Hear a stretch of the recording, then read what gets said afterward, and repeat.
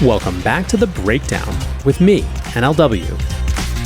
It's a daily podcast on macro, Bitcoin, and the big picture power shifts remaking our world. What's going on, guys? It is Monday, April 22nd, and of course, we are catching up on the halving. Before we get into that, however, if you are enjoying The Breakdown, please go subscribe to it, give it a rating, give it a review, or if you want to dive deeper into the conversation, come join us on the Breakers Discord. You can find a link in the show notes or go to bit.ly/breakdownpod. Hello, friends. Well, it happened over the weekend just as anticipated. Bitcoin's fourth halving has completed, ushering the protocol into the next epoch.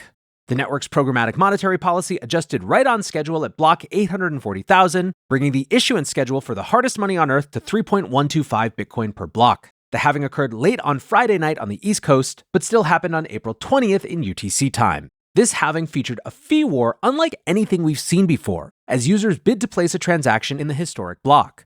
In the lead up to the halving, fees had already been running hot. On each of the previous 3 days, Bitcoin fees outpaced Ethereum fees. The halving block brought in $2.4 million in fees, making it the most valuable block ever mined.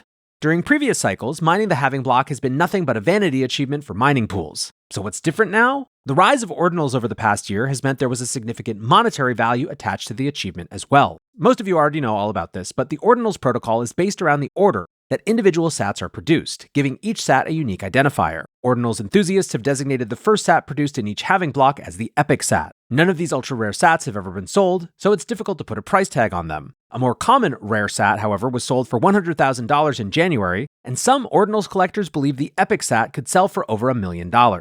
Heading into the halving, many thought that this Epoch sat would lead to ruthless competition from miners. The most extreme example of this would have been a block reorganization, where recently mined blocks are invalidated. This process is extremely costly, but analysts thought this might be worth it due to the value of the Epoch sat. There were attempts to reorg, but it seems that the highest value play for miners was just producing blocks normally to receive the sky-high fees, which lingered well into the weekend. Saturday ended up being the most lucrative day ever for miners. Roughly $78 million in fees were paid, smashing the previous single-day record of $24 million. 9 out of the 10 highest fee blocks were mined following the halving, with the only outlier being a mistaken overpayment of fees last November. Fees were larger than the block reward for each of the first 104 blocks, the longest streak in history. This ravenous demand for block space was largely attributed to the launch of a new Bitcoin-native meme coin protocol called Runes. The protocol is viewed as a big improvement to the previously accepted standard for making meme coins on Bitcoin known as BRC20. Using Bitcoin block space for meme coins has been wildly controversial, but there's a few interesting pieces of commentary to pick up on. For those participating in the launch of Runes, the day was chaotic. Hundreds of meme coins were launched, and there was very little consensus on where the value would accrue. Leonidas, a popular ordinals developer, captured the chaotic mood. During a Twitter Spaces, he said, "As everybody is scrambling to figure out what the hell's going on, I just want to take a moment to say it's awesome being here with all of you." The more high-level take was that this fee bonanza demonstrated fees could be a viable path forward for Bitcoin security. For years, there have been concerns that Bitcoin has a long-term security problem. Each halving reduces the payment to miners, which some think will eventually make securing the blockchain unprofitable. Bitcoin investment firm 1031 wrote in their Saturday newsletter, "We expect the particular frenzy pushing fees to these levels to die down in the relatively near term, but this episode is the latest indication that concerns about Bitcoin's long-term security budget are misplaced."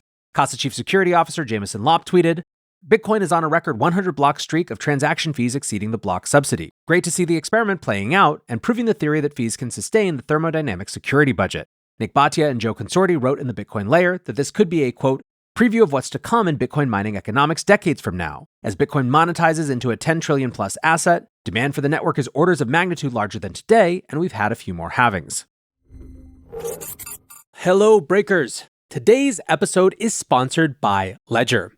As another cycle ramps up, it's another chance to think about your Bitcoin custody best practices, and of course, to help all the new folks do the same. Ledger is the global platform for securing Bitcoin and other crypto.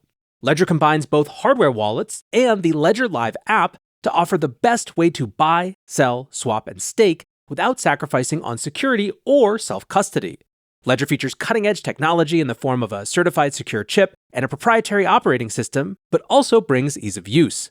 This makes Ledger a safe and secure way to manage your digital assets without all the stress.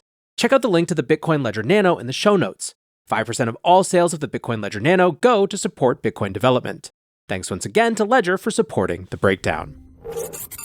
All right, Breakers. Consensus 2024 marks the 10th gathering of the biggest event that's devoted to all sides of the crypto, blockchain, and Web3 ecosystems. Join pioneering thinkers and builders as they delve into the future of DeFi and explore game-changing tech, from AI to ZK proofs and everything in between. The event is 3 days of jam-packed content, networking, and so much more. Some of the speakers at the event include Chris Dixon, the founder and managing partner at A16Z Crypto, Sergey Nazarov, the co-founder of Chainlink, Kathy Wood, the CEO of ARK, Hester Peirce, commissioner, of course, from the US SEC, and Tom Emmer, Republican Majority Whip for the U.S. House of Representatives. Visit consensus2024.coindesk.com to learn more and save 15% on registration with the code BREAKDOWN. That is 15% on registration with the code BREAKDOWN.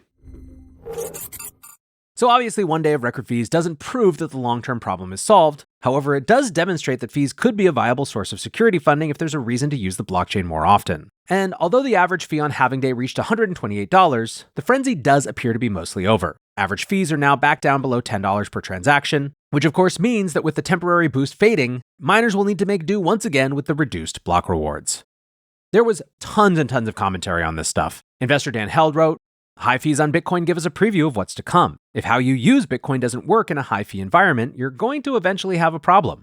Bitcoin Policy Institute fellow Troy Cross summed up some of the apparent contradictions in the Bitcoin space, writing, "Only in Bitcoin does an industry cheer a halving of its own revenue, and at the same time, again paradoxically, boo its own windfall of Bitcoin fees, and simultaneously get magically rewarded by price increases for something everyone saw coming. What can you do but laugh?" Beyond the mining economics, commentators are looking forward to seeing what this new era of Bitcoin will bring. Binance CEO Richard Teng noted that there has already been a series of significant events that could drive Bitcoin adoption. He said, "In addition to the ETF breakthrough, which has spurred institutional interest and participation, another major current in crypto today is the boom of the Layer 2 and DeFi activity on the Bitcoin network, fueled by the popularity of the Ordinals protocol and Bitcoin inscriptions." Although Teng was optimistic about Bitcoin's price, he urged caution, stating, "Immediate price shifts in the wake of the halving are not warranted, and its fundamental importance will manifest itself in longer trends in value, liquidity, adoption, and crypto's standing and acceptance as an asset class." For billionaire investor Mark Cuban, this era is all about miners, but not for the usual reason. Cuban shrugged off the importance of the halving, stating that it's just, quote, going to make it harder for miners to get paid. Instead, he's much more interested in how Bitcoin mining fits into a rapidly changing economy, saying, "The truly interesting question related to the halving is the GPU market. Miners need more power. There is unprecedented demand from AI for those GPUs. Will that distort the economics of mining? Not just from the perspective of cost, but could it be a better business to use those GPUs to train models?" Now, obviously, we are long past the era when miners use GPUs, given that the entire industry now uses single-purpose ASICs. But these devices do still compete for manufacturing resources, at least. And despite the confusion, Cuban still makes an interesting point. The global competition for energy and chip manufacturing capacity is definitely only increasing with the development of AI, which means that this era could see Bitcoin miners squeezed from multiple angles, requiring a much higher Bitcoin price for them to remain in business. It seems that the halving has also marked the end of bearish price action, at least for the short term. Last week saw Bitcoin dip below $60,000 multiple times, and some analysts feared a further drawdown. In the lead up to the halving, multiple research shops began to suggest that not only was the halving priced in, but that it could be a sell the news event. Nothing close to that outcome was visible in the charts, with generally positive price action. On Friday, Bitcoin jumped back to 65,000 and didn't trade below 63,000 for the entire weekend. That still leaves quite a bit of distance back up to all-time highs, but many are relieved to see constructive price action sustained for a few days. At the time of recording, we are at 66,600, which the metalhead Bitcoiners will, I'm sure, appreciate. Bitfinex head of derivatives Yag Kuner warned we might not be out of the woods yet, stating, "It remains to be seen if the macro conditions will affect fundamentals, but sentiment is decidedly more cautious now than it had been just a week ago."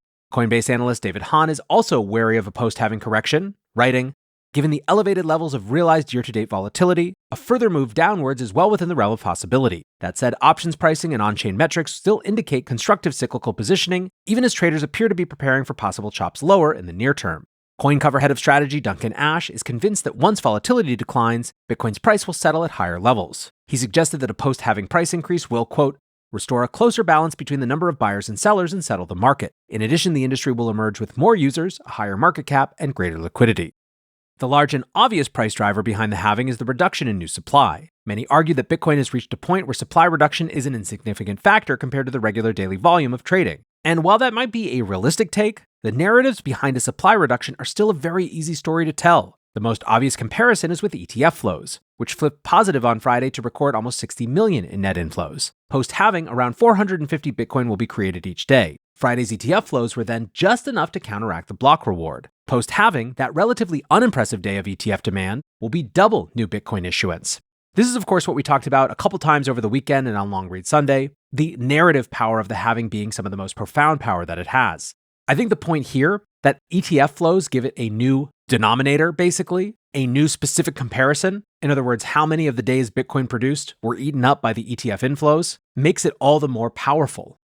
Moving on though, although the last few weeks has seen a major correction, we're beginning to see signs that the bottom is in. On-chain indicators suggest that Bitcoin holders were more than willing to buy the dip. Last Tuesday, when Bitcoin hit a 2-month low, buying activity spiked. More than $1.7 billion worth of Bitcoin was sent to addresses identified for their accumulation activity. That's the largest single-day accumulation in CryptoQuant's data series using the metric. Looking at the cycle timing indicators, there could be plenty more in the tank for this bull market. Ki-Young Ju, the CEO of CryptoQuant, reported that newer whales are only up 1.6% on their holdings so far. He classified new whales as wallets holding at least 1,000 Bitcoin for less than 155 days. This cohort likely includes numerous ETF cold storage wallets and institutional investors. Other notable cohorts were old whales up 223%, small miners up 131%, and large mining companies up 81%. Young Ju summed it up by saying, "Not enough profit to end this cycle, in my opinion." Funding rates for perpetual futures tell a similar story. They dipped slightly negative for a few days last week, their first trip into the red since November. Despite a small uptick in price over the weekend, funding rates remain very low, around a third of typical levels in March. TED Talks Macro tweeted, "The market has gifted us with a beautiful reset in trader positioning for Bitcoin. Open interest-weighted funding turned negative for the first time since October 2023. That was before Bitcoin ran from 27K to 46K without any meaningful dip." Bitcoin analyst Dave the Wave wrote, "A lot is being made of the current Bitcoin halving being at the highest price as compared to previously. But this is not so significant when you see that previous halvings were all pushing previous all-time highs, with halving prices within the last month's spike of the previous cycle highs. The takeaway is that halvings have all been more or less recoveries of price, and marking something of a midway point toward the peaks. Also that the initial peak last time should be considered the macro top momentum-wise, even though a nominal higher price was seen on the second peak." Elio Trades wrote, "Feels like one of the most asymmetric moments in crypto. Below prior all-time high, ETF mania settling, just after the halving. Hard not to feel like this is the moment to absolutely stack." And indeed, this is definitely the sentiment shift that I'm seeing. We had a period there for a little bit where it was mostly gloomy, where people had started to settle into the idea that maybe, just maybe, this bull market had run out of steam really, really fast. Now, by and large, the conversation is much more about this being a good buying opportunity. Whether that plays out remains to be seen, but that's the vibes from here. Not a bad place to start the week.